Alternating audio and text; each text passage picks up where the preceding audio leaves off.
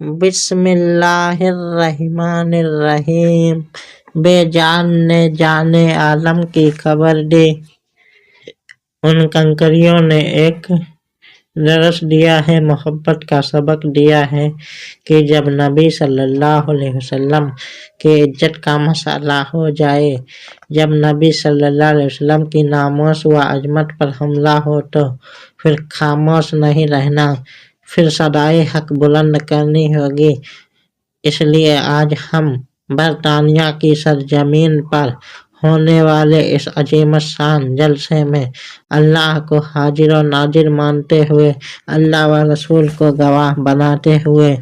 اپنے قادری، چشتی، نقشبندی اور چشتی نظامی بزرگوں کی مدد لیتے ہوئے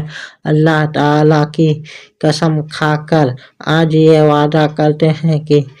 اگر ہماری رگوں میں کسی مرد مومن کا خون ہے، اور اگر ہماری رگوں میں کسی مومنہ ماں کے پاک دودھ کا اثر ہے تو، اور اگر ہمارے خون میں غوث جیلانی کی محبت ہے، اور اگر ہمارے دل میں خواجہ اجمیری کی الفت ہے، اور اگر ہمارے سینے میں داتا حجویری کی عقیدت ہو،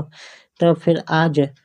ہم ایک مرتبہ پھر یہ قسم کھاتے ہیں کہ اگر دنیا کے کسی حصے میں، اگر دنیا کے کسی قصبے میں، اگر دنیا کے کسی شہر میں، اگر دنیا کے کسی نگر میں، اگر دنیا کے کسی علاقے میں، اگر دنیا کے کسی محلے میں میرے رسول صلی اللہ علیہ وسلم کی ناموس پر حملہ کیا گیا تو پھر ہم نہیں دیکھیں گے کہ ہم کس کی مٹھی میں ہیں، ہم نہیں دیکھیں گے کہ ہم کس کے کنٹرول میں ہیں، ہم نہیں دیکھیں گے کہ ہم کس کی گرفت میں ہیں، ہم نہیں دیکھیں گے کہ ہم کس کی سرزمین میں ہیں، ہم نہیں دیکھیں گے کہ ہم کس کی نگرانی میں ہیں۔ تمام دشمنان اسلام اچھی طرح سے یہ سن لیں کہ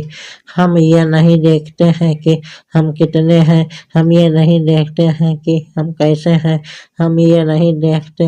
کہ ہم کہاں ہیں۔ اور یاد رکھنا کہ اگر کسی بدبخت نے گستاخانہ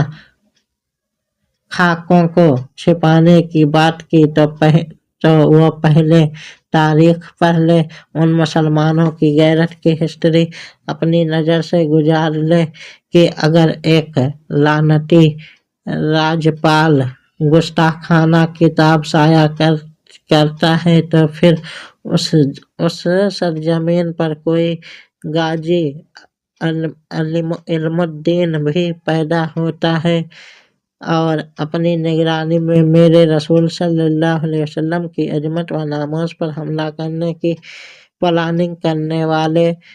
لعنتی سن لیں کہ ہمارے دل میں محبت مصطفیٰ صلی اللہ علیہ وآلہ وسلم ہے، ہمارے دل میں الفت مصطفیٰ صلی اللہ علیہ وآلہ وسلم ہے،